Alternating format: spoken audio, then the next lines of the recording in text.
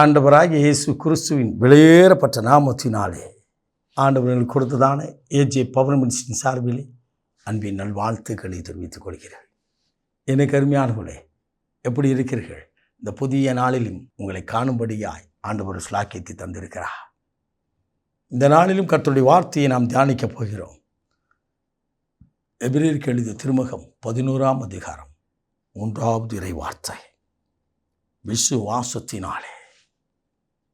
வார்த்தை விதமாய் ஆரம்பிக்கிறது. விசுவாசத்தினாலே.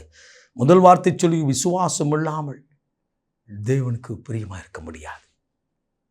நம்பிக்கை இருக்கணும் ஆண்டவர் மேலே. யார் யாரையோ நம்புகிறோம். உலகத்தில் எந்த பதவியில் உள்ளவர்களையும் மற்றும் குடும்பத்தில் உள்ளவர்களை யார் யாரையும் உங்களைத்தான் நம்பியிருக்குன்னு சொல்கிறோம். இயேசுவை நம்பியிருக்கின்றீர்களா? இயேசுவின் மேல் நம்பிக்கை வைக்கிற மனுஷன் பாக்கியவான். ஹல்லேலூயா. நீங்கள் விசுவாசித்தால் ஆண்டவருடைய மகிமையை காண முடியும். விசுவாசத்தினாலே. சீசர்கள்லாம் ஆண்டவரை பார்த்து, ஆண்டவரை எங்களுக்கு அற்புதம் செய்ய எங்களுக்கு சொல்லித்தாங்கன்னு கேட்கல. முதல்ல ஜெபிக்க சொல்லித்தாங்க. அடுத்தது விசுவாசத்தை வர்த்திக்க பண்ணுங்கப்பா, வளர்த்தெடுக்க நாங்கள் என்ன செய்யணும்னு சொல்லித்தாங்கப்பான்னு கேட்டாங்க.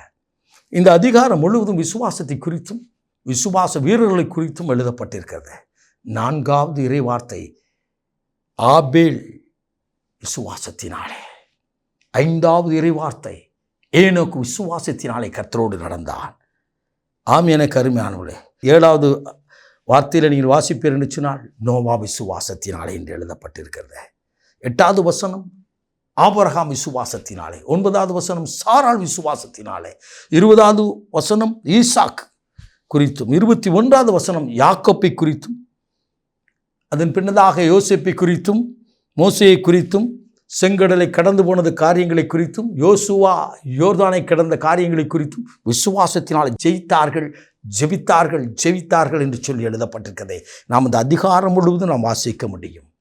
எனக்கு அருமையானவர்களே, நாம் எப்படி ஜெபிக்கிறோம் ஆனால் விசுவாசிப்பதில்லை. ஆனால் ஆவியின் கனியிலும் ஆவியின் வரங்களிலும் முதலாவது உள்ள வரம் விசுவாசம். விசுவாசம் தான்.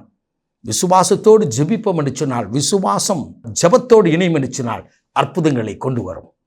எனக்கு அருமையானவர்களே, இன்றைக்கு உங்கள் ஜெபம் எப்படி இருக்கிறது?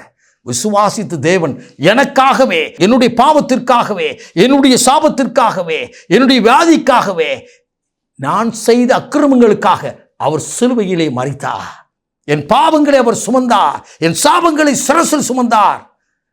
எனக்காகவே அவர் மரித்தார், எனக்காகவே பாதாளங்களில் இறங்கினார், எனக்காகவே அவர் உயிரோடு எழுந்தார். இன்றைக்கு உயிரோடு இருக்கிறார். பிதாவின் வலது பரிசத்தில் எனக்காக பரிந்து பேசுகிறார். இன்றைக்கு என்னோடு கூட என் பக்கத்தில் இருக்கிறார் என்று சொல்லி நீங்கள் விசுவாசிப்பீர்கள் என்று சொன்னார். விசுவாசத்தினாலே நீங்கள் கேட்பதெல்லாம் கொடுப்பார். ஹல்லேலூயா. நன்மைக்கு ஏதுவாய் நடத்த அவர் வல்லவராய் இருக்கிறார். ஹல்லேலூயா. நீங்கள் விசுவாசிப்பீர்கள் என்று சொன்னால் விசேஷித்த நன்மைகளை உங்களுக்கு செய்வார். விசேஷித்த நன்மையானங்களை செய்வார். எப்படிப்பட்ட காரியங்கள்? நடக்க முடியாத காரியங்கள், இதுவரை கண்டிராத காரியங்கள், இதுவரை ஒருமுறை கூட ருசித்திராக்காத காரியங்களை கட்ட செய்ய ஆவார். உயிரோடு இருக்கிறார். ஹல்லேலூயா, ஹல்லேலூயா. அவரை நம்புங்கள், அவரோடு கூட பேசுங்கள், அவர் சமூகத்தில் நின்று பாருங்கள். எனக்கு அருமையான அற்புதங்கள் மேல் அற்புதங்களை இன்றைக்கு நடத்தப் போகிறார்.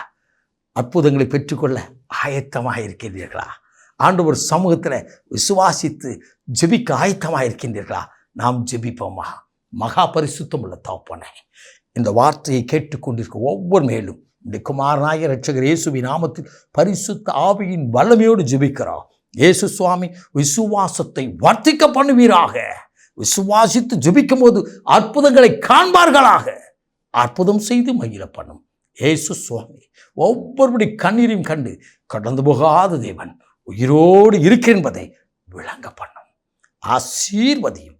இயேசு கிறிஸ்துவின் வெளியேறப்பட்ட நாமத்தில் ஜெபிக்கிறோம் ஜீவனுள்ள நல்ல பிதாவே. ஆமென், ஆமென். God bless you.